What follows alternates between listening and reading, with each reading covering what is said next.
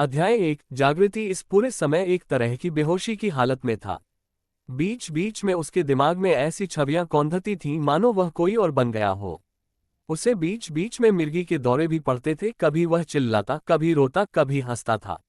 इससे भी अजीब बात यह थी कि उसके मन में हमेशा एक आवाज गूंजती रहती थी जो किसी अजीब धर्मग्रंथ का पाठ करती प्रतीत होती थी। जब वह ध्यान से सुनता तो वह किसी साधना विधि जैसी लगती थी और उसका शरीर अनजाने में उस आवाज के साथ हिलने लगता था। जैसे जैसे उसकी मिर्गी बढ़ती गई, उसके मन में उतने ही अधिक अंश उभरने लगे और वे उतने ही अधिक पूर्ण होते गए। अंततः एक दिन यातना से व्याकुल होकर वह बेहोश हो गया। लेकिन जब उसे होश आया तो सारे टुकड़े पूरी तरह से जुड़ गए थे और उसके मन में स्पष्ट रूप से प्रकट हो गए थे कि आंखें अनंत तारों की तरह निर्मल थीं। वह अंततः जागृत हो गया था। मुझे विश्वास नहीं हो रहा कि मेरा पुनर्जन्म हुआ है। की आंखें चमक उठी और उसने अपना सिर थोड़ा घुमाकर खिड़की से बाहर बादल के शिखर तक उठी विशाल मूर्ति को देखा। स्वर्गीय मार्शल कैलेंडर का वर्ष 1033 में गू फियांग 15 वर्षों से मृत था। 15 वर्ष पूर्व स्वर्गीय मार्शल क्षेत्र के शीर्ष 10 सम्मानित मार्शल सम्राटों में से एक विजेता मार्शल सम्राट गू फियांग का तियानडांग पर्वत में आकस्मिक निधन हो गया, जिससे पूरे महाद्वीप में खलबली मच गई।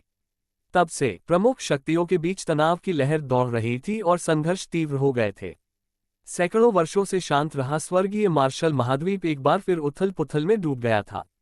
हे मुस्कुराए और धीरे से आह भरी, मुझे विश्वास नहीं हो रहा कि 15 साल बाद मेरा पुनर्जन्म हुआ है। मैं गू फियांग आखिरकार वापस आ गई हूँ। अचानक फटकार की एक ठंडी आवाज गूंज उठी। वूश! एक तीखी आवाज हवा में गूंज उठी। तभी ने ऊपर देखा और पाया कि चाक का एक टुकड़ा उसकी ओर उड़ता हुआ आ रहा है और उसके चेहरे पर लगने ही वाला है। उसने लापरवाही से अपनी उंगलियों के बीच चाक पकड़ी और उसे मेज पर रख दिया। फिर उसने शांत भाव से कक्षा शिक्षक लू युनशान की ओर देखा, जिसका चेहरा मंच पर ठंडा पड़ रहा था। का ध्यान कक्षा में कई बार भटक चुका था, इसलिए अगर उसका ध्यान न भटकता तो उसे आश्चर्य होता। लेकिन लू युनशंग आज स्पष्ट रूप से खराब मूड में था, इसलिए उसे अपनी उदासी किसी के साथ साझा करने की जरूरत थी। और जो सर्वमान्य हारा हुआ माना जाता था, निस्संदेह सबसे अच्छा उम्मीदवार था। लंबे समय से ऐसा लगता था कि खराब मूड वाले सभी शिक्षकों की उसे चिढ़ाने की आदत बन गई थी। जब भी कोई शिक्षक नाराज होता, सबको पता होता था कि मुसीबत में पड़ने वाला है। सभी लोग खिलखिलाकर हंसने लगे और उत्साह से झूमने लगे। सभी शो देखने के लिए उत्सुक थे, कुछ छात्र तो शोर मचाने भी लगे। ने लू युनशान को तिरछी नजरों से देखते हुए सोचा, उसका शरीर तो शानदार है, लंबे बाल हैं और चेहरा भी बहुत सुंदर है। अगर वो लाल गाउन, चांदी के सींग वाले बूट, नीले रंग का लबादा और फ्रॉस्टी सौरो पहन ले तो मुझे यकीन है कि वो बिल्कुल रेड लोट्स मार्शल सॉवरेन जैसी दिखेगी। हाँ, वो वेशभूषा पहनने में बहुत माहिर है। पता नहीं रेड लोट्स को अगर पता चल जाए कि मैं क्या सोच रही हूँ तो वो मुझे मार ही डालेगी या नहीं। लू युनशान का दिल जोर से धड़क उठा। ली युनशियाओ की आंखों में मानो एक हल्की सी मुस्कान झलक रही थी, जिससे वह अकारण ही सिहर उठी, मानो किसी पालतू खरगोश को अचानक बाघ ने देख लिया हो। क्षण भर के लिए बेबसी का एहसास हुआ और ऐसा लगा जैसे वह किसी बर्फीले तहखाने में गिर रही हो। ये क्या था? लड़के की आंखें? क्या वो हंस रहा था? बिल्कुल नहीं। मैं तो 4 दिशाओं के क्षेत्र का महान मार्शल मास्टर हूँ। भला एक साधारण लड़के की नज़र से मेरा ध्यान कैसे भटक सकता है? लगता है हाल ही में मैं जिस समस्या में फंसा हुआ हूँ, उसी वजह से थोड़ा परेशान हूँ। उसकी आंखों में व्याप्त भय क्षण भर के लिए गायब हो गया और वह जल्द ही क्षणिक रूप से घबरा जाने से उबर गई। उसका चेहरा गंभीर हो गया और उसके होठों पर एक व्यंग्य भरी मुस्कान झलक उठी। हम हथियारों के निर्माण के बारे में बात कर रहे थे। क्या आप हमें बता सकती हैं कि सामान्य हथियार कितने तरीकों से बनाए जाते हैं? लुओ युनशांग हथियार बनाने का बुनियादी पाठ्यक्रम पढ़ा रहे थे। हालांकि मुट्ठी भर लोग ही रसायनज्ञ बन पाते थे, लेकिन हथियार बनाने का सबसे बुनियादी ज्ञान हर योद्धा के लिए आवश्यक था। हथियारों का निर्माण? हाँ, मैं तो स्वर्गीय मार्शल महाद्वीप का 9वें स्तर का सम्राट श्रेणी का कीमियागर हूँ। दुनिया में उन कुछ अमर बूढ़े लोगों के अलावा और कौन मेरे सामने हथियार बनाने की विधियों के बारे में बोलने की हिम्मत करेगा? ने लापरवाही से कहा, सामान्य हथियार बनाने के 48 तरीके हैं। 48? कक्षा में अचानक सन्नाटा छा गया, फिर सब हंसने लगे। हाँ, ये बंदा तो नींद में ही बड़बड़ा रहा होगा। मैंने तुमसे कहा था, अगर मैंने उसकी शांति देखी होती तो मुझे लगा होता कि उसे वाकई जवाब पता है। छी, अगर उसे सही जवाब पता होता तो मैं राज्य का रक्षक बन गया होता। की नज़र सामने रखी पाठ्य पुस्तक पर पड़ी और उसने भौहें सिकुड़ी। उसने उसे खोला और तुरंत एक वाक्य देखा, सामान्य हथियार बनाने की 36 विधियां हैं, जो कि जब उसने किताब बंद की तो उसे मुखपृष्ठ पर बड़े अक्षरों में एक पंक्ति दिखाई दी, बुनियादी कलाकृति निर्माण, और उसके नीचे छोटे अक्षरों में एक स्पष्ट पंक्ति थी, यांदी द्वारा। क्या मैंने उसे नहीं बताया था कि 48 सामान्य तरीके हैं? उस बदमाश ने मेरी बात अनसुनी कर दी। उसे अब कभी मेरा लेक्चर सुनने नहीं आना पड़ेगा। उसने पलक झपकते ही पाठ्यपुस्तक के लेखक को मौत की सजा सुना दी थी। अगर यांग दी को ये पता चलता तो वह रो रोकर मर जाता। यूनेक्सियाओ ने सभी उपहासों पर ध्यान नहीं दिया। उन्होंने शांत स्वर में कहा, शिल्प बनाने की 36 पारंपरिक विधियां हैं। लेकिन 60 वर्ष पहले गुफियांग ने 12 तकनीकी विधियां विकसित की थीं, जिन्हें रसायन शास्त्रियों के संघ द्वारा मान्यता प्राप्त है और बुनियादी विधियों के रूप में सूचीबद्ध किया गया है। इसलिए इनकी संख्या 48 होनी चाहिए। छी, ये बच्चा क्या बकवास कर रहा है? क्या ये लॉर्ड यांग दी से ज्यादा जानता है? हाँ, उसे सजा मिलने का डर होगा, इसलिए वह बकवास करने लगा है। बिल्कुल सही। भगवान गु फियान के शिष्य भगवान यांगदी को बुनियादी शिल्प विधियों की जानकारी कैसे नहीं हो सकती? पूरी कक्षा उपहास से गूंज रही थी, लेकिन अचानक एक चीख ने सबको चुप करा दिया। चुप रहो, वह सही कह रहा है। युनशांग ने मेज पर जोर से हाथ मारा, जिससे चारों दिशाओं में तेज हवा का झोंका फैल गया। सभी को एक जबरदस्त ताकत का आभास हुआ और उनके चेहरे भय से पीले पड़ गए। पोडियम के पास खड़े कुछ छात्र कागज की तरह पीले पड़ गए थे, मानो खून की उल्टी करने वाले हों। यूनेक्सियाओ ने हवा का झोंका महसूस करते हुए मन ही मन मुस्कुराया। चारों चतुर्थांश क्षेत्र की द्वितीय श्रेणी की पराक्रमी, उसके पास वाकई कोई विशेष प्रतिभा है और उसकी आत्मा भी बहुत शक्तिशाली प्रतीत होती है। मुझे लगता है कि वह कम से कम एक वरिष्ठ प्रशिक्षु रसायनज्ञ है। वह थोड़ा हैरान था। वह लू युनशान को बहुत शक्तिशाली जानता था, लेकिन उसने कभी उम्मीद नहीं की थी कि वह इतने उच्च स्तर पर होगी। मार्शल योद्धाओं को 9 स्तरों में विभाजित किया गया था। उत्पत्ति क्षेत्र योद्धा 2 शक्तियां क्षेत्र, मार्शल मास्टर 3 शक्तियां क्षेत्र, महान मार्शल मास्टर 4 चतुर्भुज क्षेत्र, मार्शल लॉर्ड 5 तत्व क्षेत्र, मार्शल किंग 6 दिशाएं क्षेत्र, मार्शल ग्रैंड मास्टर 7 नक्षत्र क्षेत्र, मार्शल सम्राट अष्टविनाश क्षेत्र, सर्वोच्च मार्शल और 9 स्वर क्षेत्र, मार्शल संप्रभु। प्रत्येक स्तर को 9 स्तरों में विभाजित किया गया था, एक तारे से लेकर 9 तारों तक। 9 स्वर्ग क्षेत्र के शिखर पर पहुंचते ही पवित्र नगर द्वारा उन्हें एक उपाधि प्रदान की जाती थी, जिससे वे मार्शल संप्रभु बन जाते थे। इस आसान नेचुरल उपाय ने मुझे दिलाई डायबिटीज से राहत। युनशांग ने को ठंडी निगाहों से देखा, उसके मन में आश्चर्य की एक झलक कौन थी। फिर उसने भीड़ की ओर देखा और धीरे धीरे समझाना शुरू किया। हमेशा से ही शिल्पकारी की 36 बुनियादी विधियां रही हैं। 60 वर्ष पूर्व लॉर्ड गु फियांग ने अपनी अद्वितीय प्रतिभा से 12 अतिरिक्त विधियों का आविष्कार किया था, जिन्हें रसायन शास्त्रियों के संघ द्वारा मान्यता प्राप्त थी। बात बस इतनी है कि ये 12 विधियां आम आदमी की समझ से बिल्कुल परे हैं, इसलिए लॉर्ड यांगदी ने इस पाठ्यपुस्तक को लिखते समय इन्हें शामिल नहीं किया। सभी छात्र आश्चर्यचकित रह गए और अविश्वास भरी निगाहों से को देखने लगे, जो बिल्कुल शांत दिख रही थी। ऐसा लग रहा था मानो कक्षा में सबसे पीछे रहने वाली छात्रा ने अचानक कोई ऐसी समस्या हल कर दी हो जिसे सबसे होशियार छात्र भी हल नहीं कर पाए थे।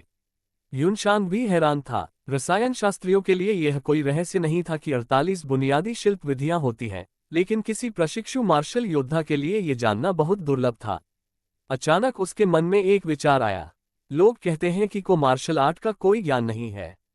क्या ऐसा हो सकता है कि उसे हथियार बनाने की कला में महारत हासिल हो, इसलिए उसने खुद से सीखने के लिए इतनी सारी जानकारी इकट्ठा की हो? ये सोचकर उसका दिल जोर से धड़कने लगा। अगर वह एक रसायनज्ञ को प्रशिक्षित कर सकती, तो वह एक योद्धा से कहीं ज्यादा मूल्यवान होता। मुझे उसका फिर से परीक्षण करने दो। युनशांग ने ऊपर देखा तो पाया कि ली युनशिया उसकी ओर मुस्कुराती आंखों से देख रही थी, मानो कोई गुरु अपने शिष्य को देख रहा हो। इससे उसके मन में क्रोध उमड़ आया। ठंडी मुस्कान के साथ उसने कहा, यह मत सोचो कि तुमने कुछ गूढ़ विद्या सीख ली है तो तुम कक्षा छोड़ सकती हो। मैं तुमसे एक और प्रश्न पूछूंगी। यदि तुम उसका उत्तर दे सकती हो तो तुम मेरी बाकी कक्षा छोड़ सकती हो और मैं तुम्हें पूरे अंक दे दूंगी। लेकिन यदि तुम उसका उत्तर नहीं दे सकती, तो तुम्हें 6 घंटे के लिए 10 गुना गुरुत्वाकर्षण कक्ष में रहना होगा। मुझे बताएं कि हथियार बनाते समय हमें स्काई क्रिस्टल सैंड क्यों मिलाना पड़ता है? 10 गुना गुरुत्वाकर्षण वाले कक्ष में 6 घंटे रहना। ये तो बहुत ही कठोर है। हाँ हाँ, क्या तुम्हें नहीं दिख रहा कि आज टीचर नालन का मूड खराब है? उस शरारती बच्चे ने खुद को मुसीबत में घसीट लिया है। खैर, वो इसके लायक ही था। उसका चेहरा देखो, ऐसा लग रहा है जैसे उसे कुछ थप्पड़ों की जरूरत है। काश मैं उसे कुछ बार कुचल पाता। वाह, क्या आपने सुना? ये तो एक कठिन प्रश्न है। सबको पता है कि हथियार बनाते समय स्काई क्रिस्टल सैंड मिलाना पड़ता है, और इसका कोई कारण नहीं है। हाँ, ये तो ऐसा ही है जैसे आपसे पूछा जाए कि एक और एक में दो क्यों होते हैं। हाँ हाँ, लगता है टीचर नालन को शर्मिंदा करने की कोशिश कर रही हैं। 10 गुना गुरुत्वाकर्षण वाले कक्ष में 6 घंटे रहना। ने थोड़ा सिर हिलाया, उसे थोड़ी बेबसी महसूस हो रही थी। पहले होता तो उसे 1000 गुना गुरुत्वाकर्षण बल भी महसूस नहीं होता। लेकिन 10 गुना गुरुत्वाकर्षण बल उसके वर्तमान शरीर के लिए कुछ ज्यादा ही था। युनशांग ने उसकी असहाय अभिव्यक्ति को तुरंत भय के रूप में समझ लिया, जिससे उसके प्रति व्यक्त की गई प्रशंसा पूरी तरह से गायब हो गई और वह उसे नीचा दिखाने से खुद को रोक नहीं पाए। वह सचमुच मार्शल आर्ट में अनपढ़ है। उसमें जरा भी बदलाव नहीं आया है। इसके अलावा सवाल उसके मुंह से निकलते ही उसे तुरंत पछतावा हुआ। अपने छात्र के साथ ऐसा करने के लिए उसे अपराधबोध और अफसोस का स्पष्ट एहसास हुआ। आखिरकार उसने एक बुनियादी सवाल का बहुत अच्छे से जवाब दिया था। कम से कम पढ़ाई के प्रति उसकी लगन तो दिखाई थी, जो पहले से अलग थी। क्या ऐसा करके वह उसके आत्मविश्वास और आत्मसम्मान को ठेस पहुंचाएगी? क्या वह उस फूल का गला घोंट देगी जो नई शुरुआत करने वाला था? उसका मन कहीं और भटक रहा था, इसलिए ने लगभग बिना सोचे समझे ही जवाब दे दिया। दरअसल हथियार बनाने के लिए स्काई क्रिस्टल सैंड की आवश्यकता नहीं होती, लेकिन साधारण रसायनों के लिए शमन के बाद शोधन प्रक्रिया के दौरान सामग्रियों के बीच सम्मिलन की उस डिग्री को हासिल करना आसान नहीं होता। इसलिए उन्हें एक ऐसे पदार्थ का उपयोग करने की आवश्यकता होती है जिसमें उदासीनीकरण का गुण होता है, ताकि वह एक मध्यस्थ की भूमिका निभा सके। जब उसने बोलना समाप्त किया तो चारों ओर सन्नाटा छा गया। सबने एक दूसरे की ओर देखा क्योंकि किसी को भी उसकी बात समझ नहीं आ रही थी। अध्याय 2। कक्षा में पूरी कक्षा स्तब्ध रह गई, सब एक दूसरे की ओर देखने लगे। ली यूनिक्सियाओ ने जो कहा वो पाठ्य पुस्तक के दायरे से बिल्कुल बाहर था, हालांकि लुओ युनशांग ने इसे स्पष्ट रूप से सुना और पूरी तरह से समझ लिया। उसकी पुतलियां सिकुड़ गईं और वह झट से बोली, आपके कहने के अनुसार शोधन के दौरान जितनी अधिक स्वर्गीय क्रिस्टल रेत मिलाई जाती है, उतना ही बेहतर होता है। लेकिन ऐसा क्यों है कि जब धधकते सोने को मिलाने के बाद उग्र तांबे को घोला जाता है, तो स्वर्गीय क्रिस्टल रेत की मात्रा जितनी अधिक होती है, विफलता की संभावना उतनी ही अधिक होती है? यही वह समस्या थी जिसने उसे कई दिनों से परेशान कर रखा था और वह इसका हल नहीं निकाल पा रही थी। इसीलिए पिछले कुछ दिनों से उसका मन उदास था। इस समय उसने अपनी अंदरूनी दुविधा को जाहिर कर दिया। अब वह किसी का आकलन करती हुई नहीं लग रही थी, बल्कि केवल मार्गदर्शन मांग रही थी। कक्षा के सभी छात्र अचंभित होकर मुंह खोले लू युनशांग को घूर रहे थे। क्या ये अब भी वही ज्ञानी, गंभीर और एकांतप्रिय शिक्षक लू थे? ली यूनिक्सियाओ अब भी शांत दिख रही थी और धैर्यपूर्वक समझा रही थी, क्योंकि हालांकि ज्वलंत तांबा धातु की श्रेणी में आता है, लेकिन यह अग्नि की ओर झुकाव रखता है। दक्षिणी अग्नि पश्चिमी धातु को नियंत्रित करती है, इसलिए इसका धधकते सोने पर बहुत अच्छा विघटनकारी प्रभाव होता है। यही कारण है कि कई रसायनज्ञ अपने ज्वलंत तांबे के जुबान हथियार के रैंक को अपग्रेड करते समय धधकते सोने को चुनते हैं। लेकिन अगर इसमें स्वर्गीय क्रिस्टल रेत हो तो मामला बिल्कुल अलग हो जाता है। लुओ युनशांग की ज्ञान की प्यास देखकर वह थोड़ा रुका। उसे अतीत में अपने शिष्यों की याद आ गई और वह धीरे से मुस्कुराया। चूंकि स्वर्गीय क्रिस्टल रेत का गुण जल है, इसलिए यह अग्नि तांबे के अग्निगुण को बेअसर कर सकता है। अतः इसकी मात्रा जितनी अधिक होगी, धधकते सोने पर इसका विघटनकारी प्रभाव उतना ही अधिक होगा। लुओ युनशांग की आंखें उत्साह से चमक उठीं। तो बात यह है। इसीलिए तो मैं हमेशा असफल होता था। अब मुझे क्या करना चाहिए? ली यूनिक्सियाओ ने आंखों में मुस्कान लिए कहा, यह आसान है। स्वर्गीय क्रिस्टल रेत को अशुद्धियों की तरह समझें और शमन सार का उपयोग करके इसे हटा दें। लू युनशांग ने फिर कहा, मैं इतना मूर्ख कैसे हो सकता हूं? मैं इतनी सरल बात भी नहीं सोच पाया। उसका दिमाग तेजी से गणना करने लगा और शोधन प्रक्रिया के दृश्य एक के बाद एक उसकी आंखों के सामने कौंधने लगे। अंततः वह निष्कर्ष पर पहुंच गई। उसकी आंखें तुरंत चमक उठीं और उसके चेहरे पर एक सुखद मुस्कान खिल उठी। ली यूनिक्सियाओ कहाँ है? उसे कृतज्ञता का भाव उमड़ा और साथ ही गहरा सदमा भी लगा। ये लाडला प्यार से पला बड़ा नौजवान, जिसे हमेशा मार्शल कल्टीवेशन में कमजोर समझा जाता था, वास्तव में उससे कहीं अधिक रसायन शास्त्र का ज्ञान रखता था, एक सच्चा उन्नत रसायन शास्त्री प्रशिक्षु। इतनी प्रबल रसायन विद्या की प्रतिभा के साथ उसका भविष्य मार्शल दाव की साधना करने की तुलना में कहीं अधिक उज्ज्वल था। क्या ऐसा छात्र व्यर्थ ही था? उसके दिमाग में ली यूनिक्सियाओ के अतीत के कुछ अंश तेजी से घूमने लगे और उसने मन ही मन खुद को दोषी ठहराया। एक कक्षा शिक्षिका होने के नाते वह अपनी छात्रा में इतनी असाधारण प्रतिभा को पहचान भी नहीं पाई थी। वो अभी अभी चले गए, एक छात्र ने दबी आवाज में कहा। उसने लुओ युनशान को एक अजीब से भाव से देखा। लुओ युनशान ने भौहें चढ़ाते हुए गुस्से से कहा, उसने सचमुच मुझे नजरअंदाज कर दिया और क्लास से बाहर चला गया। छात्र ने तुरंत अपनी निगाहें हटा ली और कमजोर आवाज में कहा, क्या आपने यह नहीं कहा था कि अगर वह सवाल का जवाब दे देगा तो उसे आपकी कक्षा में नहीं आना पड़ेगा? अगर मैं होता तो मैं भी चला जाता। बैंग! लुओ युनशान ने काले लोहे से बनी लेक्चर डेस्क पर जोर से थप्पड़ मारा, जिससे तुरंत एक हथेली का निशान बन गया। पूरी कक्षा दिल ही दिल में उछल पड़ी, सबने अपनी सांस रोक ली और एक भी आवाज निकालने की हिम्मत नहीं की। किसने मुझे ऐसा कहते सुना? उसकी नम निगाहें हर छात्र पर घूम गईं। हर कोई जिसे उसने देखा कांप उठा, उनके चेहरे पीले पड़ गए और उन्होंने खड़खड़ाहट की तरह सिर हिलाते हुए कहा, नहीं नहीं, हमने गलत सुना। शिक्षक लुओ ने ऐसा कभी नहीं कहा। लुओ युनशान ने ठंडी सांस लेते हुए कहा, क्लास खत्म। ली यूनिक्सियाओ को बता दो कि अगर मैं उसे अगली क्लास में नहीं देख पाया तो मैं उसे 3 दिनों के लिए टेनफोर्ड ग्रेविटी चैम्बर भेज दूंगा। 3 दिन। लुओ युनशान को कक्षा का दरवाजा लात मारकर खोलते और हवा की तरह किमियागर हॉल की दिशा में दौड़ते देख सभी हौंफने लगे। उन सभी ने एक दूसरे की ओर देखा। अरे, यहाँ क्या हो रहा है? डू फैंग सबसे पहले बोला, अपनी सीट से उठकर एक लंबे छात्र के पास जाकर बोला, बॉस क्या चल रहा है? लंबा चौड़ा छात्र लैनफी एक समूह का नेता प्रतीत हो रहा था। उसके चारों ओर जल्दी ही भीड़ जमा हो गई। उसने चिढ़कर कहा, मुझे कैसे पता चलेगा? लगता है इस बच्चे ली यूनिक्सियाओ को रसायन विद्या का काफी ज्ञान है। ऐसा हो ही नहीं सकता। शांगुआनकिन की आंखें चौड़ी हो गईं और वह झट से बोला, क्या यह मार्शल कल्टीवेशन का निकम्मा व्यक्ति असल में एक प्रतिभाशाली रसायनज्ञ है? हमें क्या करना चाहिए? थप्पड़! लानफी ने गुस्से में आकर एक पाठ्यपुस्तक से उसके सिर पर सीधा प्रहार किया और कहा, कैसा प्रतिभाशाली व्यक्ति है? बस कुछ और किताबें पढ़ लीं। रसायन शास्त्री बनने के लिए कौशल की आवश्यकता मार्शल कल्टीवेशन से कहीं अधिक होती है। एक निकम्मा जो एक भी नाड़ी नहीं खोल सकता, वह रसायन शास्त्र के मार्ग का अनुसरण कैसे कर सकता है? बॉस सही हैं, सभी ने एक साथ कहा। उनके भाव अलग अलग तरह से बदल रहे थे। लानफी ने एक हाथ से शांगुआनकिन को धक्का देकर एक तरफ कर दिया। कक्षा के दूसरे छोर पर भी कुछ लोग इकट्ठा होकर आपस में फुसफुसा रहे थे। उसने एक भारी ठंडी हंसी हंसते हुए मन ही मन कहा, किसी को भी ली यूनिक्सियाओ को यह बताने की इजाजत नहीं है कि शिक्षक लुओ ने अभी क्या कहा। अगर वह अगली कक्षा में आया तो छी टिल्डा। उसने एक जोरदार फुफकार मारी, जिससे बाकी बचे कुछ लोग तुरंत डर गए और उनके चेहरे थोड़े पीले पड़ गए। उसकी ठंडी निगाहें उन पर टिकी देखकर वे सब गुस्से से सिर झुका लिए।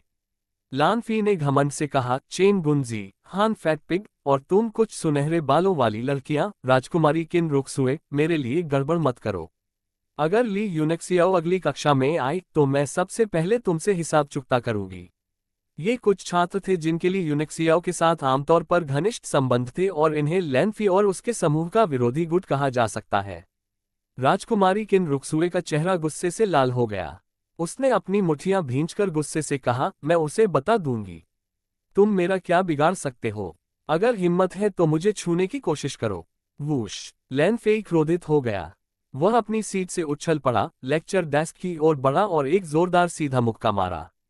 बैंग की आवाज के साथ ये काले लोहे से टकराया, जिससे डेस्क पर एक हल्का मुक्के का निशान बन गया, काले लोहे की छाप। क्या इस लैनफी ने 7 नाड़ियां खोलकर युआन शक्ति को संघनित किया? ये कैसे संभव है? 7 नाड़ियों को खोलने से व्यक्ति एक युआन क्षेत्र में प्रवेश कर सकता है और मार्शल आर्टिस्ट कहला सकता है। वह तो सिर्फ 15 साल का है। भले ही उसने अभी तक सारे रहस्य उजागर न किए हों, मुझे लगता है कि वह उनके करीब है। 15 साल के मार्शल आर्टिस्ट ने तियानशुई देश में एक और प्रतिभा को जन्म दिया है। चारों ओर आहों की आवाजें गूंज रही थीं और दर्जनों निगाहें ईर्ष्या, जलन और नफरत से भरी हुई थीं। इससे लैनफी को श्रेष्ठता का एहसास हुआ और उसने गर्व से राजकुमारी किन रुक्सुए की ओर इशारा करते हुए कहा, भले ही तुम राजकुमारी हो, लेकिन मेरी प्रतिभा के कारण राजा मुझे कभी कभार तुम्हें तंग करने के लिए दोष नहीं देंगे। राजकुमारी किन रुक्सुए का छोटा सा चेहरा गुस्से से पीला पड़ गया और वह उस पर झपटकर उसे मारना चाहती थी, लेकिन चेन झेन और हान बाई ने तुरंत उसे रोक लिया। ये दोनों ही ली यूनेक्सियाओ के प्रति वफादार थे। हान बाई ने फुसफुसाते हुए कहा, राजकुमारी, हम अभी कमजोर हैं, उनसे टकराव मत करो। कक्षा के सभी 60 से अधिक छात्र शक्तिशाली अधिकारियों और तियानशुई देश के वफादार प्रजाजनों के बच्चे थे। दरबार के राजनीतिक विभाजन के आधार पर वे स्वाभाविक रूप से दो गुटों में विभाजित थे। एक गुट नागरिक अधिकारियों के बच्चों का था जिसका नेतृत्व लैनफी और शांगुआनकिन कर रहे थे, और दूसरा गुट सैन्य जनरलों के बच्चों का था जिसका नेतृत्व ली यूनेक्सियाओ, हान बाए और अन्य कर रहे थे। और राजकुमारी को लैनफी जैसे लोगों का अहंकार हमेशा से नापसंद था और वह चुपचाप ली यूनेक्सियाओ और उसके समूह के साथ खड़ी रही। जब कक्षा में हंगामा मचा हुआ था तब ली यूनेक्सियाओ पहले ही तियानशुई काउंटी की राजधानी की सड़कों पर अकेले घूम रही थी। ली यूनेक्सियाओ की यादें जागृत होने के बाद उसकी आत्मशक्ति भी धीरे धीरे ठीक होने लगी। सबसे पहले उसकी दिव्य चेतना को लाभ हुआ और उसने तुरंत अपने शरीर का अच्छी तरह से निरीक्षण किया। ये शरीर थोड़ा परेशानी भरा है, इसीलिए इसे मार्शल कल्टीवेशन का बेकार शरीर कहा जाता है। ग्रेट जोऊ हेवनली साइकिल के भीतर कई छिपी हुई नसें पूरी तरह से सूख गई हैं, जिससे ची का संघनन असंभव हो गया है और स्वाभाविक रूप से ये नसें खुल भी नहीं सकती। लगता है मुझे पहले इस शरीर को ठीक करना होगा। कम समय में अपनी शक्ति वापस पाने की कोई उम्मीद नहीं है। उसने अपना सिर उठाया और सामने धुंधली सी दिखाई दे रही विशाल इमारत पर एक नजर डाली, फिर आगे बढ़ा। ये तियानशुई देश की राजधानी है। मुझे याद है कि यांगदी तियानशुई देश से है। मुझे आश्चर्य है कि क्या वह रसायन शास्त्री संघ में है। अगर मैं यांगदी को ढूंढ लूं तो सब कुछ आसान हो जाएगा। अल्केमिस्ट गिल्ड एक ऐसा संगठन जिसका प्रभाव पूरे तियानवु महाद्वीप में फैला हुआ है। ये जहां भी स्थित है इसे सर्वोच्च सम्मान प्राप्त है, और अल्केमिस्ट टावर निस्संदेह इस क्षेत्र की सबसे ऊंची इमारत है। ली यूनेक्सियाओ ने किमियागर संघ की ओर देखा। हालांकि उसके सामने स्थित यह किमियागर टावर उन स्तरों से कहीं निम्न स्तर का था जहां वह पहले रह चुका था, फिर भी उसे इससे एक बेहद परिचित अनुभूति हुई। टावर के सामने एक पुरानी पत्थर की पट्टिका पर कुछ शब्द खुदे हुए थे, किमियागर संघ, तियानशुई देश शाखा, तियानवु कैलेंडर 1001, यांगदी। क्या इस पत्थर की पट्टिका का पुनर्निर्माण तियानवु कैलेंडर के 1001 में हुआ था? 1001, हाँ, लगता है इसी वर्ष यांगदी को त्रिस्तरीय रसायनज्ञ के पद पर पदोन्नत किया गया था और वे तियानशुई शाखा के अध्यक्ष बने थे। मुझे आश्चर्य है कि क्या वे अभी भी जीवित हैं। हालांकि ली यूनेक्सियाओ तियानशुई देश में 15 वर्षों से रह रहा था, फिर भी रसायन शास्त्री संघ के अध्यक्ष के पद का व्यक्ति उसकी पहुंच से बाहर था। वह जिस सर्वोच्च रैंक के रसायन शास्त्री को जानता था उसका नाम लियांग वेन्यू था, जो उसे याद था कि द्वितीय श्रेणी का रसायन शास्त्री था। टावर के बाहर कोई सुरक्षा व्यवस्था नहीं थी, क्योंकि कोई भी वहां बेवजह परेशानी पैदा करने की हिम्मत नहीं करता था, और टावर के भीतर छिपी शक्ति इस शांत किमियागर संघ को तियानशुई देश के सबसे सुरक्षित स्थानों में से एक बनाने के लिए पर्याप्त थी। ली यूनेक्सियाओ ने लापरवाही से दरवाजा खोला और अंदर चली गई। अंदर का विशाल हॉल बाहर से दिखने से कहीं अधिक बड़ा था। अंदर की चहल पहल भी असाधारण रूप से जीवंत थी, मानो कोई अचानक किसी दूरदराज के गांव से किसी चहल पहल भरे बाजार में आ गया हो। किमियागर गिल्ड में आपका स्वागत है। एक मधुर आवाज आए और फिर फैशनेबल पोशाक पहने लू याओ नाम की एक खूबसूरत महिला मीठी मुस्कान के साथ उनके सामने प्रकट हुई।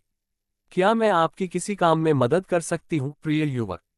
ये वे सेवा कर्मचारी थे जो हर किमियागर संघ में मेहमानों का स्वागत करने के लिए समर्पित थे। पहले जब भी वह संघ में जाता था वे सेवा कर्मचारी सम्मानपूर्वक सिर झुकाकर अभिवादन करते थे। ऐसा सहज और विनम्र व्यवहार उसने कई वर्षों से नहीं देखा था। ली यूनेक्सियाओ ने हल्की सी मुस्कान के साथ कहा, युवक। लू याओ ने मीठी मुस्कान के साथ कहा, आप अब तक के सबसे युवा सज्जन हैं जिनसे मैं मिली हूँ। क्या मैं आपकी किसी काम में मदद कर सकती हूँ? उसका चेहरा मुस्कान से खिल उठा था, लेकिन मन ही मन वह चुपके से उन पर ध्यान दे रही थी। आमतौर पर जो लोग पहली बार किमियागर टावर आते थे वे घबराए हुए और उत्साहित होते थे, खासकर बच्चे जो और भी सतर्क रहते थे, बड़ों के पास छिपकर चुपके से सब कुछ देखते रहते थे।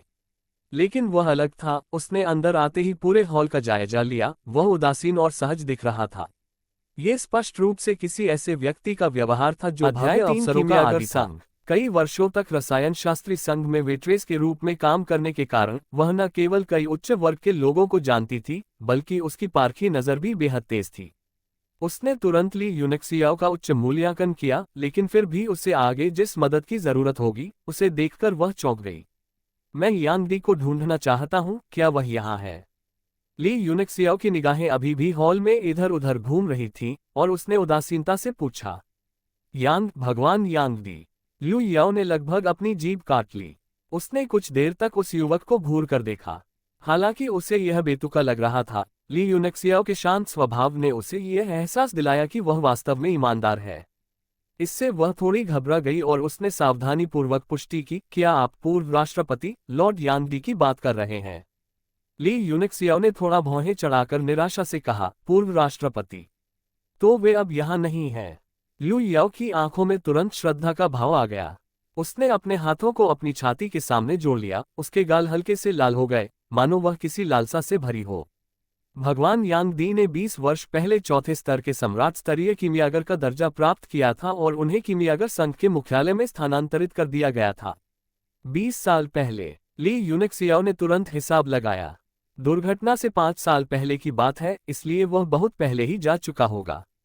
यांग दी की मदद के बिना उसके शरीर में मौजूद सूखी, अदृश्य नसों को खोलना और भी मुश्किल होगा। इस साल उसकी उम्र 15 साल हो चुकी थी और वह साधना का काफी समय गंवा चुका था। अब और देरी करना उसके लिए संभव नहीं था, अन्यथा भले ही वह बाद में इसकी भरपाई कर ले, गु फियान की चरम शक्ति को पुनः प्राप्त करना असंभव हो जाएगा। आगे बढ़ना तो दूर की बात है। अपने पिछले जीवन में गु फियान को तियानवु महाद्वीप पर मार्शल दाओ और आर्ट दाओ दोनों में एक प्रतिभाशाली व्यक्ति के रूप में पूजा जाता था। वह स्वयं 9 स्तरीय सम्राट स्तरीय शिल्पकार थे और कीमियागर संघ के 7 महान बुजुर्गों में शुमार थे। उनकी मार्शल दाओ उपलब्धियां 9 स्वर्ग क्षेत्र के शिखर पर थीं और उन्हें पवित्र क्षेत्र द्वारा पोजून की उपाधि से सम्मानित एक मार्शल देवता के रूप में जाना जाता था, जो तियानवु दुनिया के शीर्ष 10 विशेषज्ञों में शुमार थे। मेरे पास औषधीय सामग्रियों की एक सूची है। क्या आप उन्हें ढूंढने में मेरी मदद कर सकते हैं? मुझे सूची में दी गई प्रत्येक सामग्री के 10 भाग चाहिए। ली यूनिक्सियाओ ने झटपट कागज और कलम निकाली और आवश्यक सामग्रियों की सूची लिख ली। यांग दी के आसपास न होने के कारण उसे अपने आंतरिक घावों को स्वयं ही ठीक करने का उपाय खोजना पड़ा। मार्शल कल्टीवेशन के मार्ग में एक पल की भी देरी नहीं की जा सकती थी। लू याओ ने हैरानी से सूची उठाए और उसे पढ़ा। अचानक वह हंस पड़ी। छोटे साहब, आपने चीजें गलत तो नहीं लिखी। मैं 3-4 साल से कीमियागर संघ में हूँ और मैंने कभी भी आपके द्वारा लिखी गई किसी भी चीज के बारे में नहीं सुना है। लू याओ की बातों से ली यूनिक्सियाओ तुरंत चिंतित हो गया। वह एक ऐसा औषधि बनाना चाहता था जिससे उसकी नसों को शुद्ध किया जा सके। ये देखते हुए कि यह एक छोटी शाखा थी, कई सामग्रियां शायद उपलब्ध न हो, इसलिए कुछ दुर्लभ वस्तुओं को अन्य सामग्रियों से बदल दिया गया था। लेकिन फिर भी परिणाम उसे निराश कर सकता था। लू याओ, तुम क्या कर रही हो? काले चोगे में लिपटा एक व्यक्ति पास आया। उसका चोगा एक कीमियागर की विशिष्ट पोशाक थी और उसके कंधे पर रक्त जैसे लाल रंग का एक चापाकार बैज लटका हुआ था, जो चमकीला और चकाचौंध भरा था। काले वस्त्रधारी व्यक्ति को देखकर हर कोई रुक गया और सम्मानपूर्वक प्रणाम किया। हालांकि काले वस्त्रधारी व्यक्ति शांत और संयमित भाव से चलता रहा। ध्यान से देखने पर पता चलता है कि दोनों ओर खड़े लोगों की निगाहें ज्यादातर उसके कंधे पर लगे बैज पर टिकी थीं, जिनमें प्रशंसा और ईर्ष्या दोनों के भाव थे। जहां तक काले वस्त्र पहने उस व्यक्ति की बात है, किसी को उसमें कोई दिलचस्पी नहीं थी। ली यूनिक्सियाओ ने आंखें सिकोड़कर हल्की सी मुस्कान दी। ये वाकई प्रथम श्रेणी के पृथ्वी रैंक के कीमियागर का बैच था, जो एक कीमियागर की प्रतिष्ठा का प्रतीक था। इस बैच के साथ तियानवु महाद्वीप में कहीं भी जाने पर व्यक्ति को अत्यंत उच्च कोटि का सम्मान प्राप्त होता था। रसायन शास्त्रियों के पद भी मार्शल आर्टिस्टों की तरह ही विभाजित थे।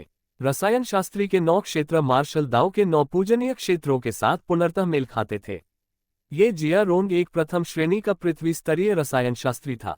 अपने पिछले जीवन में गु फियांग एक अद्वितीय विशेषज्ञ थे जिन्होंने मार्शल दाओ और आर्ट दाओ दोनों में सम्राट स्तर प्राप्त किया था। लू याओ मुड़ी और उसकी निगाहें लाल रंग के रसायन शास्त्री बैच पर पड़ीं। वह तुरंत गंभीर हो गई और आदरपूर्वक बोली, जिया रोंग महोदय, इस सज्जन ने एक सूची बनाई है और मुझसे सामग्री एकत्र करने में मदद करने के लिए कहा है। जिया रोंग ने सामग्री की सूची उठाई और उस पर एक नजर डाली, हल्के से भौहें चढ़ाते हुए। उसने लापरवाही से उसे कागज की तरह मोड़कर गेंद बना दी और पीछे फेंकते हुए लू याओ से कहा, यह क्या बकवास है। लॉर्ड लियांग को आपसे कुछ बात करनी है। जब लू याओ ने सुना कि लियांग वेन्यू उसे ढूंढ रहा है तो वह चौंक गई। देर न करते हुए उसने जल्दी से कहा, मैं अभी चलती हूँ। वह बिना कुछ कहे झट से चली गई और अचानक उसके दिल में एक अजीब सी राहत भर गई। यहाँ तक कि लॉर्ड जिया रोंग भी सूची में मौजूद सामग्रियों को नहीं पहचानते थे, इसलिए लगता है कि यह लड़का वाकई मजाक कर रहा था। उसके साथ इतना समय बर्बाद करना हास्यास्पद था। ली यूनेक्सियाओ का चेहरा गुस्से से लाल हो गया। उसने जो सूत्र लिखा था वह उसके पिछले जीवन में एक अनमोल खजाना था, जिसकी एक प्रति भी आसमान छूती कीमत होती थी। फिर भी एक मामूली प्रथम श्रेणी के रसायनज्ञ ने उसे कचरे की तरह लापरवाही से फेंक दिया। उसने तुरंत ठंडे स्वर में कहा, क्या तुम जिया रोंग हो? जिया रोंग का शरीर थोड़ी देर के लिए थम गया, उसके चेहरे पर क्रोध की झलक दिखाई दी। एक मामूली बच्चा उसे उसके नाम से पुकारने की हिम्मत कैसे कर सकता है?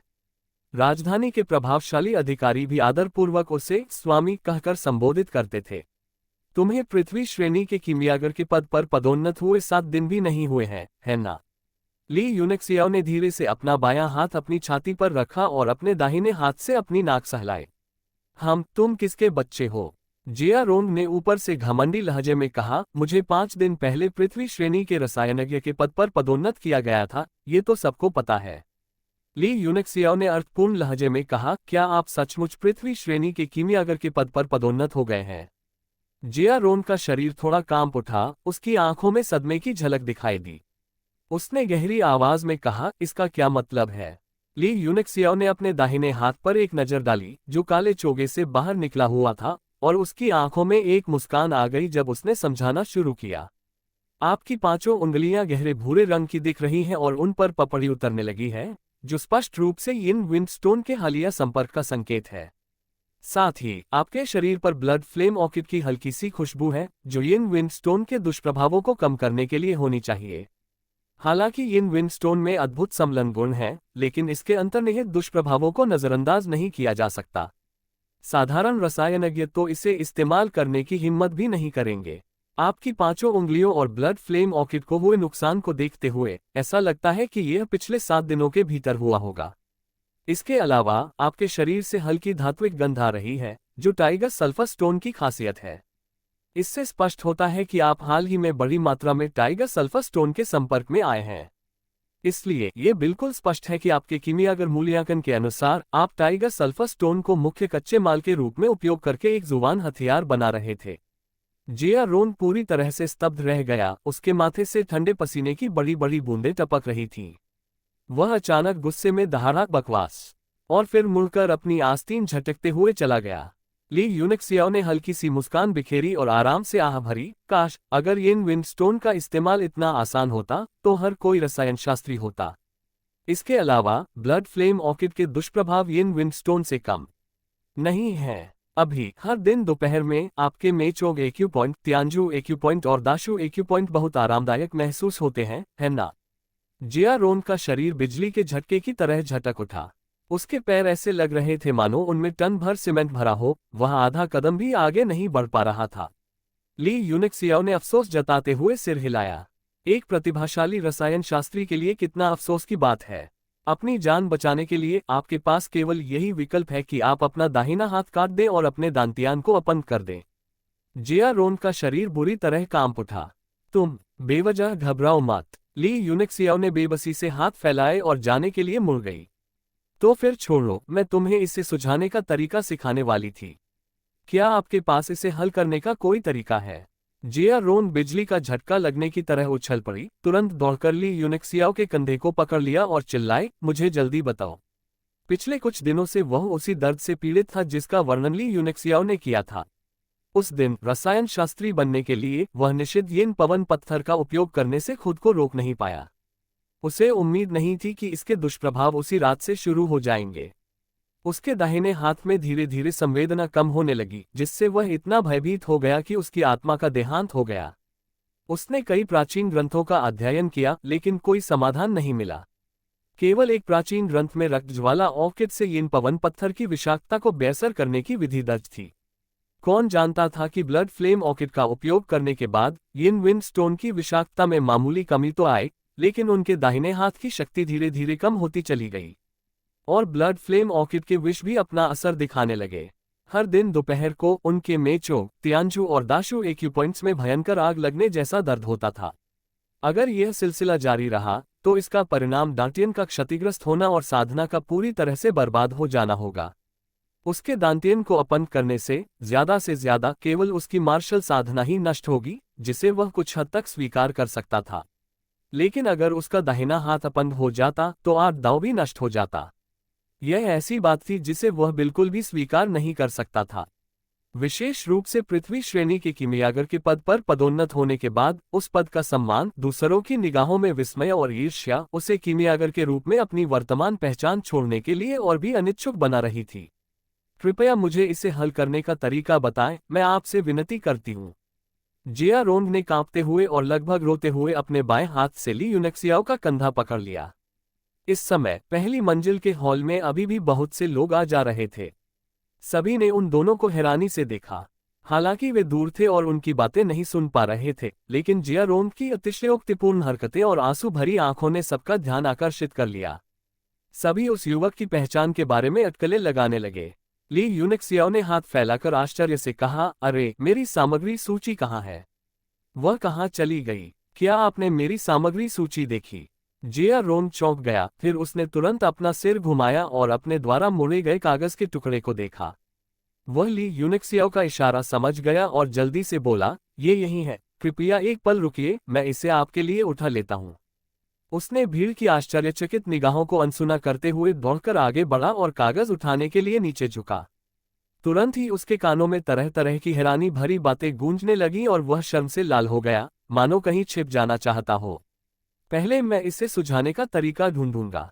मैं इस अपमान का बदला जरूर लूंगा। जिया रोंग ने घृणा से अपने दांत पीसे, उसकी आंखों में द्वेषपूर्ण भाव झलक रहा था।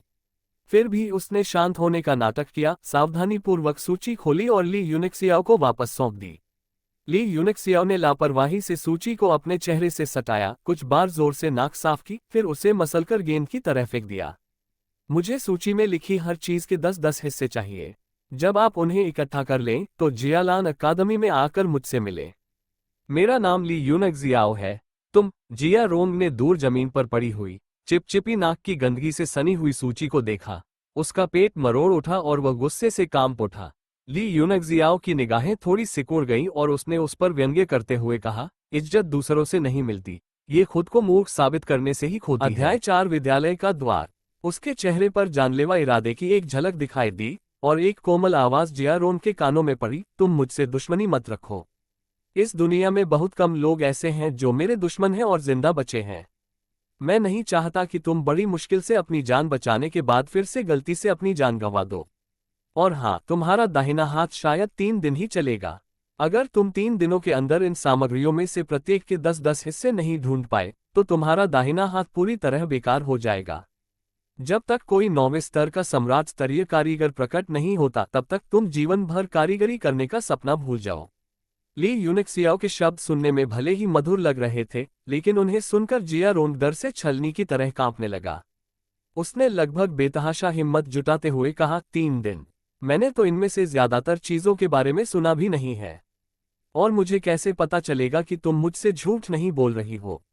ली यूनेक्सियाओ धीरे से मुस्कुराई, तुम बहुत समझदार हो। मुझे विश्वास है कि तुम कोई न कोई उपाय ढूंढ लोगे। सफेद चंद्रमा बांस और सियान वुल्फ जिनसेंग की पत्तियों से एक औषधीय घोल बनाओ और इसे सुबह, दोपहर और शाम को एक बार लो। इससे तुम्हारे तीनों मुख्य एक्यू पॉइंट्स का दर्द कम हो जाएगा और तुम्हारा दाहिना हाथ 2 दिन और ठीक रहेगा। लेकिन सिर्फ 2 दिन। अगर तुम 5 दिनों के अंदर सामग्री इकट्ठा नहीं कर पाए तो मुझे बुलाने की कोई जरूरत नहीं है। शुभकामनाएं प्रिय। जिया रोंग अभी भी दोनों औषधीय सामग्रियों के बारे में ध्यानपूर्वक विचार कर रहा था। जब उसका ध्यान भंग हुआ तो उसने देखा कि ली यूनेक्सियाओ गायब हो चुकी है। उसका चेहरा पल भर में इतना काला पड़ गया कि मानो उससे पानी टपकने लगेगा। उसने अपने बाएं हाथ की 5 उंगलियां अपनी त्वचा में गड़ा दी, लेकिन उसे जरा भी दर्द महसूस नहीं हुआ। वो तो बस एक साधारण युवक है, न तो मार्शल आर्टिस्ट है और न ही कीमियागर, तो फिर मुझे उसके सामने डर क्यों लग रहा है? जिया रोन को तुरंत शर्म और क्रोध का अनुभव हुआ और वह मन ही मन दहाड़ते हुए बोली, तुम्हें कुछ और दिन घमंड करने दो। जैसे ही मुझे इसका हल निकालने का तरीका पता चलेगा, मैं तुम्हें टुकड़े टुकड़े कर दूंगी। जियालान अकादमी, ली यूनेक्सियो। शर्मिंदा होकर वह नाक से निकले बलगम से भरी कागज की गेंद की ओर बढ़ा। सबके आश्चर्य से भरे निगाहों के बीच उसने शर्म से लाल चेहरे के साथ उसे उठाया। किसी तरह उसने उसे लपेटने के लिए एक कपड़ा ढूंढा और उसे अपने स्टोरेज पाउच में रख दिया। उनके आसपास के लोगों ने जानबूझकर अपने सिर नीचे कर लिए। जिया रोन से निकलने वाले स्पष्ट क्रोध और हत्या के इरादे को महसूस करते हुए वे डर के मारे इधर उधर भागने लगे और देखने की हिम्मत भी नहीं कर रहे थे। अल्केमिस्ट टावर की तीसरी मंजिल पर एक आलीशान कार्यालय में लिया एवेन्यू ने सावधानीपूर्वक निर्देश दिया, इसके अंदर 10 किलो स्पिरिट क्रेन रूट और व्हाइट फीनिक्स ड्रैगन लोट्स हैं, जिनकी प्रधानमंत्री लेनहोंग ने मांग की थी। ये अत्यंत मूल्यवान हैं। आपको इन्हें तुरंत प्रधानमंत्री के निवास पर पहुंचाना होगा और स्वयं लेनहोंग को सौंपना होगा। Spirit crane root, white phoenix dragon lotus. Lu Yao एक पल के लिए स्तब्ध रह गई और बुदबुदाए, क्या ये दोनों चीजें सचमुच मौजूद हैं? लिया एवेन्यू ने भौहें चढ़ाते हुए कहा, क्या हुआ? तुम क्या बड़बड़ा रहे हो?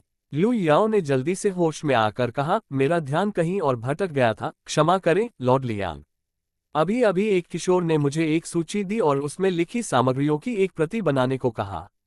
मुझे उसमें लिखी एक भी चीज समझ नहीं आई और पहले तो मुझे लगा कि वह मजाक कर रहा है।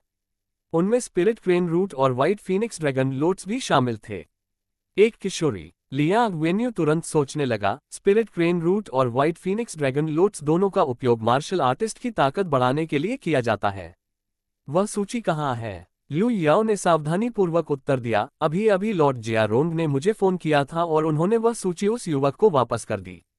ओह, लिया एवेन्यू ने थोड़ी निराशा व्यक्त करते हुए कहा, क्या आपको कुछ और याद है? लू याओ ने ध्यानपूर्वक याद किया, ink feather ghost flower king of hell underworld fruit, vacuum milk Shiv flower flying immortal sprout.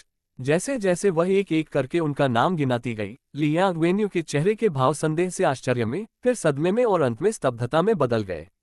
मुझे अभी भी कुछ दवाइयां याद नहीं आ रही हैं। लू याओ की खूबसूरत भौहें तन गईं। आखिर ये तो बस एक सरसरी नजर थी, इतना कुछ याद रखना वाकई एक अद्भुत स्मृति थी। लिया एवेन्यू ने खुद को संभाला और जल्दी से एक कागज निकालकर ये सारी जानकारी लिख ली। क्या उस युवक ने अपना नाम या संपर्क जानकारी छोड़ी थी? लू याओ ने अपना सिर हिलाया, उसका दिल सदमे से भर गया।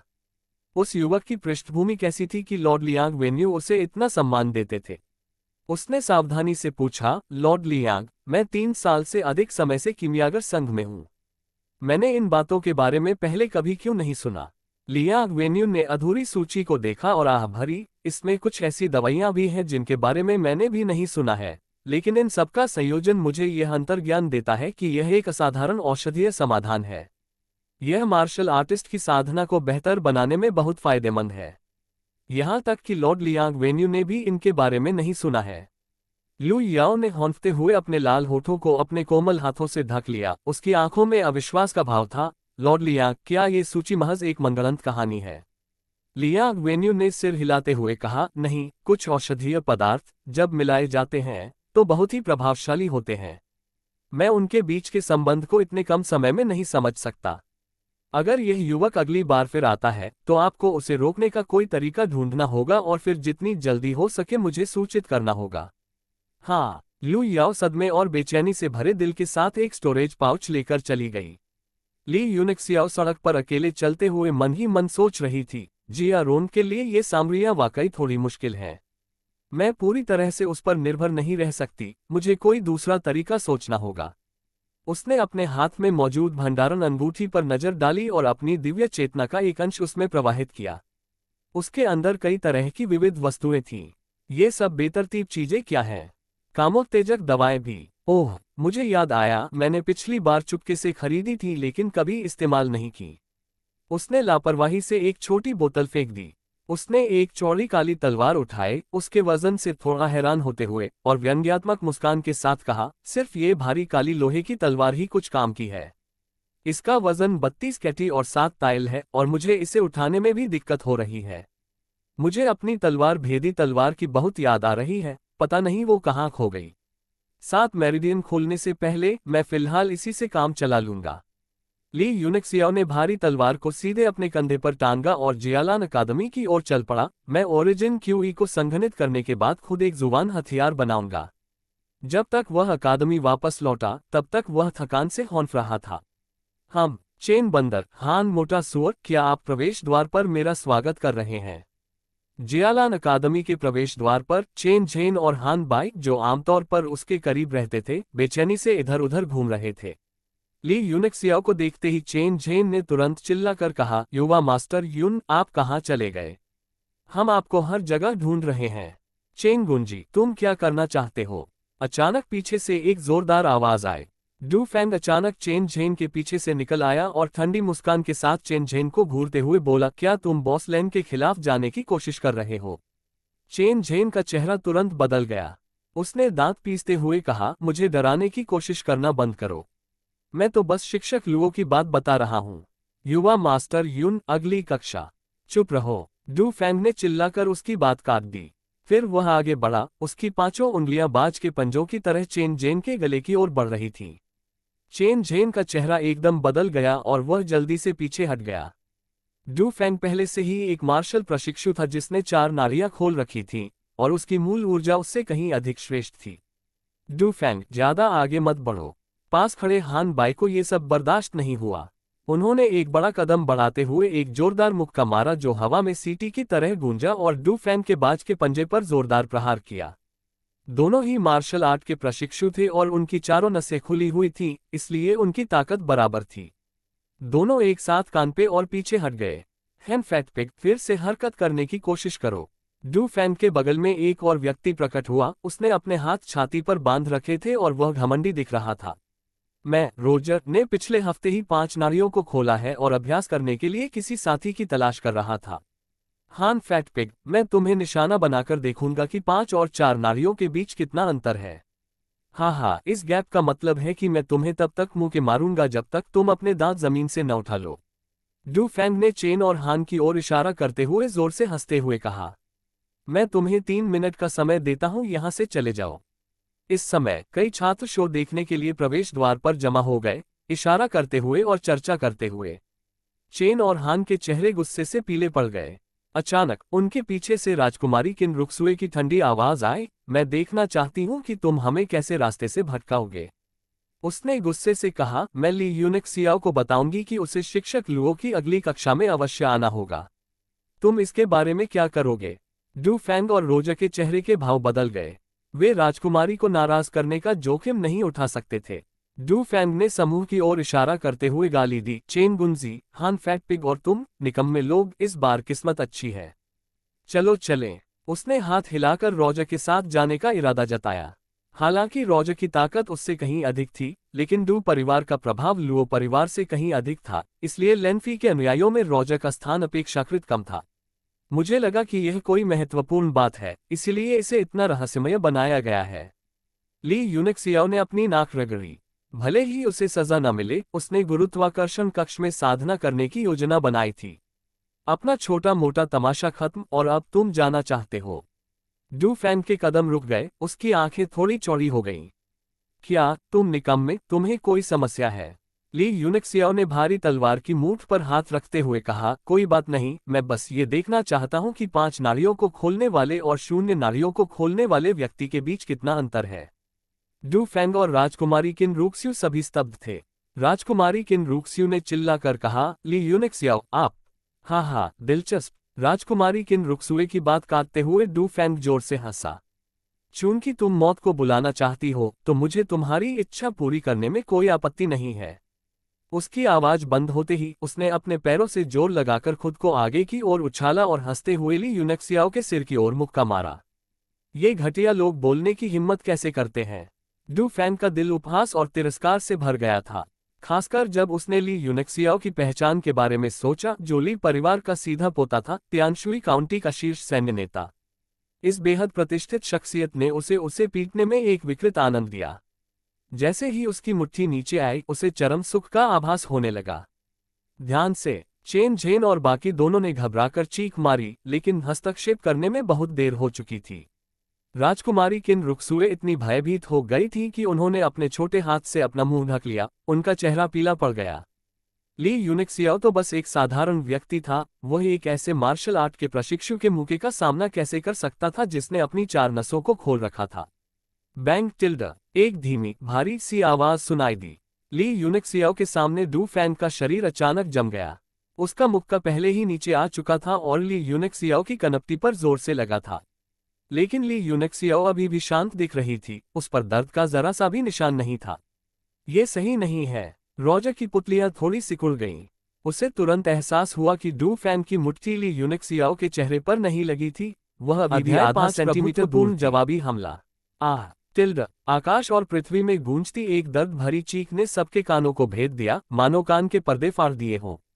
ये हृदयविदारक चीख आवाज के मालिक के असहनीय दर्द की कल्पना करने के लिए काफी थी। सबके चेहरों पर अचानक आए इस बदलाव का कारण ये था कि यह आवाज वास्तव में डू फैन की थी।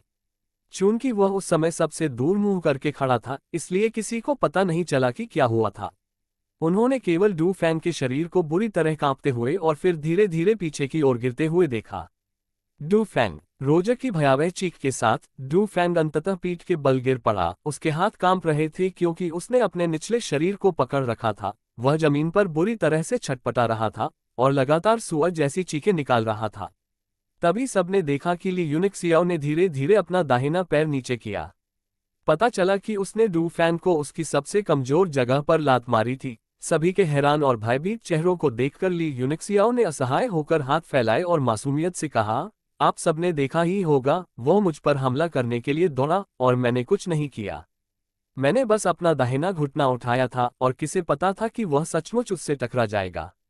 अफसोस, बदकिस्मती, तो उसने उसे घुटने से मारा। ये लड़का सचमुच बेरहम है। वहां मौजूद सभी छात्र जो ये सब देख रहे थे कांप उठे और अनजाने में अपने हाथों से अपने शरीर के निचले हिस्से को ढक लिया। आह टिल्ड, मैं तो गया। डू फैंग दर्द से कराहते हुए अपने शरीर को पकड़कर जमीन पर लौटने लगा। उसके हाथों से बहुत सारा खून और चिपचिपा पदार्थ बह रहा था। उसे मार डालो रॉजर, जल्दी से उसे मेरे लिए मार डालो।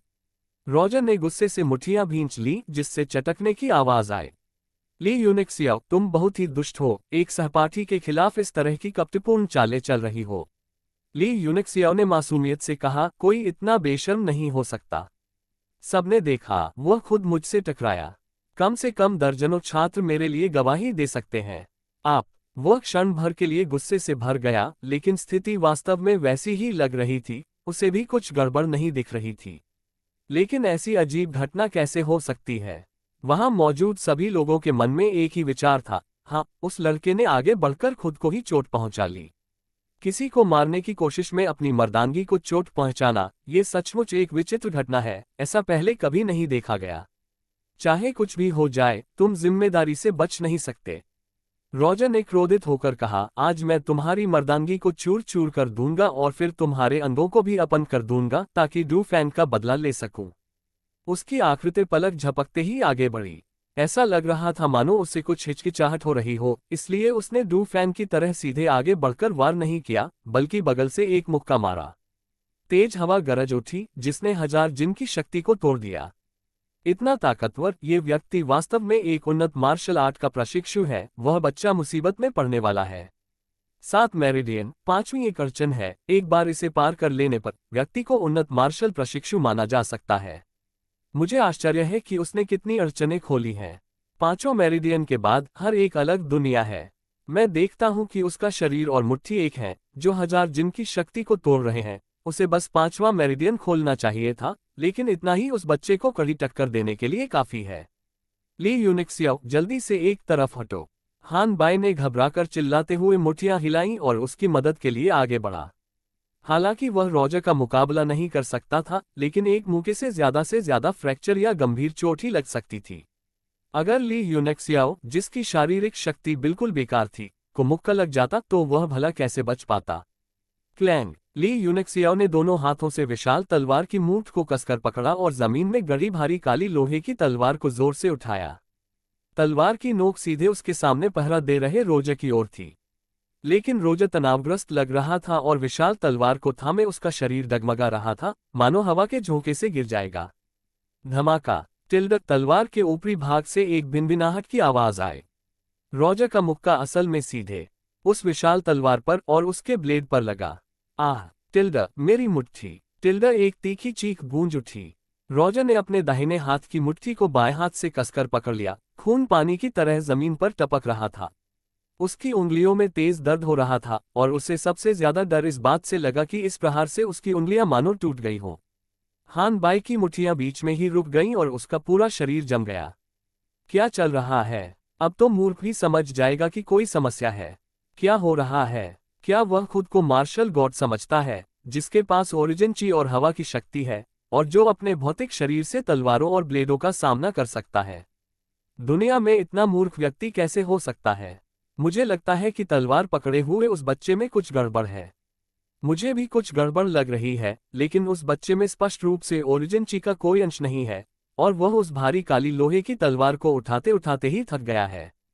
इसके अलावा मैंने साफ देखा कि उसने खुद तलवार की नोक पर प्रहार किया।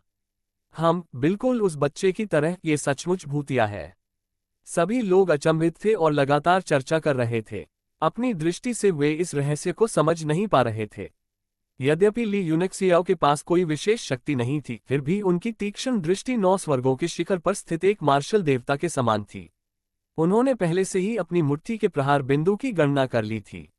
जब उनके पास कोई विकल्प नहीं बचा, तो उन्होंने सीधे भारी तलवार को आगे बढ़ा दिया। अगर मैं कुछ मार्शल अप्रेंटिस से भी नहीं निपट सकता, तो मैं अपना सिर फोड़कर मर जाऊंगा। उसने भारी तलवार उठाते हुए गुस्से से कहा और धीरे धीरे रॉजर की ओर बढ़ा। तुमने मेरे दोस्त पर हमला किया, इसलिए मैं तुम्हारी मुट्ठियां तोड़ दूंगा। उसने अचानक तलवार नीचे की ओर घुमाई। रॉजर को अचानक खतरा महसूस हुआ, लेकिन उसे ये देखकर बहुत डर लगा कि यह तलवार, हालांकि देखने में धीमी लग रही थी, उसके सभी महत्वपूर्ण बिंदुओं और बचाव मार्गों को भेद रही थी। ऐसा लग रहा था मानो उसने अपनी सारी कमजोरियां उजागर कर दी हो, मानो वह किसी कतार के तख्ते पर पड़ा हो और वार का इंतजार कर रहा हो। एक युवान स्तर के मार्शल गॉड का सामना करते समय भी उसने इस तरह की शक्तिहीनता का अनुभव पहले कभी नहीं किया था। टिल्डा विशाल तलवार सीधे उसकी बाईं मुट्ठी पर लगी, जिससे तुरंत खून का एक बड़ा बादल फूट पड़ा। उसके दोनों हाथ खून से लथपथ हो गए। क्या तुम मुझे मारना चाहते हो? तो मैं तुम्हारी मर्दानगी को फिर से पंगु बना दूंगा। नहीं, कृपया, मैं गलत था। युवा स्वामी यून, मुझे बख्श दीजिए। धमाका। टिल्डा, उस विशाल तलवार ने एक बार फिर रोजर के निचले शरीर पर प्रहार किया, और उस जोरदार आवाज से वहां मौजूद सभी छात्र अनायास ही कांप उठे और उनके पूरे शरीर में ठंडक सी दौड़ गई। भाई, वो बच्चा वहां बिना हिले डुले क्यों खड़ा रहा और उसे काटने दिया? मुझे भी नहीं पता। चिंता मत करो, चलो जल्दी से चलते हैं। ये लड़का बहुत बेरहम है, कहीं गलती से भी मुसीबत में न पड़ जाओ। मेरी पैंट गीली हो गई है। चलो जल्दी चलते हैं। और तुम? ली यूनेक्सिया जमीन पर लौट रहे डू फैंग के पास गई और अपनी विशाल तलवार को नीचे की ओर घुमाया, जिससे उसके दोनों हाथों की नसें तुरंत कट गईं। डू फैंग दर्द से तुरंत बेहोश हो गया, बिल्कुल रोजर की तरह। ली यूनेक्सिया, क्या आप सचमुच ली यूनेक्सिया हैं? राजकुमारी किन रुक्सुए ने इस क्षण ही प्रतिक्रिया व्यक्त की और अपने सामने की हर चीज को अविश्वास भरी नजरों से देखने लगी। चेन झेन ने अचानक खुशी से कहा, युवा स्वामी यून, क्या ऐसा हो सकता है कि आपकी नाड़ियां खुल गई हों और आपने उन्हें सक्रिय कर दिया हो? ली यूनेक्सियाओ ने सिर हिलाते हुए आह भरी और कहा, यह इतना आसान नहीं है। चेन झेन भी थोड़ा असमंजस में था। उसने जमीन पर पड़े 2 बेहोश लोगों की ओर इशारा करते हुए पूछा, तो फिर यहाँ क्या हो रहा है? ली यूनेक्सियाओ जानता था कि उन्हें ये समझाना मुश्किल होगा, इसलिए उसने मुस्कुराते हुए कहा, क्या आपने नहीं देखा कि वे खुद मुझसे टकरा गए? चेन झेन एक पल के लिए अवाक रह गया। तुमसे मिलना तो ठीक है, लेकिन ये। ली यूनेक्सियाओ ने बीच में ही बात काटते हुए हाथ हिलाया, ठीक है, तुम्हें बाद में पता चल जाएगा। मैं छात्रावास वापस जा रहा हूं। जब अकादमी इस मामले की जांच करेगी, तो यहां मौजूद इतने सारे लोग मेरे पक्ष में गवाही दे सकते हैं। उसने अपनी विशाल तलवार कंधे पर उठाए और छात्रावास की ओर चल पड़ा। यह चेन झेन एक पल के लिए स्तब्ध रह गया। उसे लगा कि ली यूनेक्सियाओ में आया बदलाव बहुत अचानक था। न केवल ताकत के मामले में, बल्कि उसका पूरा व्यवहार भी पहले से बिल्कुल अलग था। ली यूनेक्सियाओ, भले ही हम तुम्हारे पक्ष में गवाही दें, लेकिन तुम्हारे उन आखिरी तलवार के वारों ने उन्हें पंगु बना दिया। यह मामला बहुत बड़ी मुसीबत खड़ी कर सकता है। राजकुमारी किन रुक्सुए अचानक चिल्लाए, डू परिवार और लुओ परिवार हमेशा से तुम्हारे ली परिवार के दुश्मन रहे हैं। वे इसे मुसीबत खड़ी करने के अवसर के रूप में इस्तेमाल कर सकते हैं। ली यूनिक्सियाओ का शरीर थोड़ी देर के लिए थम गया और उसने बिना सिर घुमाए हंसते हुए कहा, अगर वे ठीक से व्यवहार नहीं करेंगे तो मैं एक एक करके उनकी मर्दानगी को कुचल दूंगा। राजकुमारी किन रुक्सुए के चेहरे पर शर्मिंदगी झलक उठी और उन्होंने गुस्से में पैर पटकते हुए कहा, ये ली यूनिक्सियाओ कितना बदतमीज है, और अचानक इतना बदल क्यों गया? इतनी बड़ी मुसीबत खड़ी करके ऐसे बर्ताव कर रहा है जैसे कुछ हुआ ही नहीं, बहुत गुस्सा आ रहा है। हान बाई ने सोच समझकर कहा, यद्यपि डू फैंग और रोजर डू परिवार और लुओ परिवार के शिष्य हैं, लेकिन वे मुख्य शिष्य नहीं हैं। युवा गुरु युन की प्रतिष्ठा को देखते हुए उन्हें कमजोर करना मात्र उन्हें कमजोर करना है। मुझे नहीं लगता कि वे न्याय मांगने के लिए ली परिवार के पास जाने की हिम्मत करेंगे। मुझे डर है कि वे सीधे युवा गुरु युन को निशाना बनाएंगे और फिर युवा गुरु युन खतरे में पड़ जाएंगे। चेन झेन ने चिढ़कर कहा, हम अकादमी में तो वे इतनी अकड़ दिखाने की हिम्मत ही नहीं करेंगे।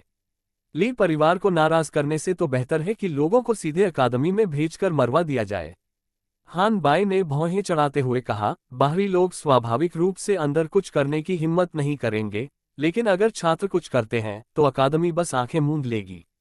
राजकुमारी किन रुक्सुए का चेहरा बदल गया, क्या आप लैनफी के बारे में बात कर रहे हैं?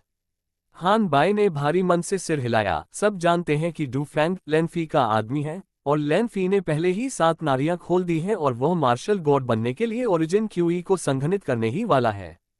राजकुमारी किन रुक्सुए और चेन झेन के चेहरे भी गंभीर हो गए। मार्शल गॉड और मार्शल अप्रेंटिस दो बिल्कुल अलग अवधारणाएं हैं, और ली यूनिक्सियाओ तो अभी मार्शल अप्रेंटिस भी नहीं है। तीनों ने कुछ देर तक चर्चा की, लेकिन उन्हें कोई अच्छा समाधान नहीं मिला, इसलिए वे केवल आह भरकर चले गए। जियालान अकादमी के शिष्य या तो पूरे देश से चुने गए सबसे उत्कृष्ट शिष्य होते हैं या ली यूनिक्सियाओ जैसे शक्तिशाली परिवारों के बच्चे होते हैं। इसलिए अकादमी में प्रतिभाशाली और मूर्ख दोनों ही बड़ी संख्या में मौजूद हैं। ली परिवार तियानशुई काउंटी का एक सैन्य महाशक्तिशाली परिवार है। यद्यपि ली यूनिक्सियाओ को उसके शारीरिक गठन के कारण उसके परिवार ने बहुत पहले ही त्याग दिया था, फिर भी अकादमी में उसके लिए एक निजी छात्रावास था जिसमें एक निजी साधना कक्ष भी था।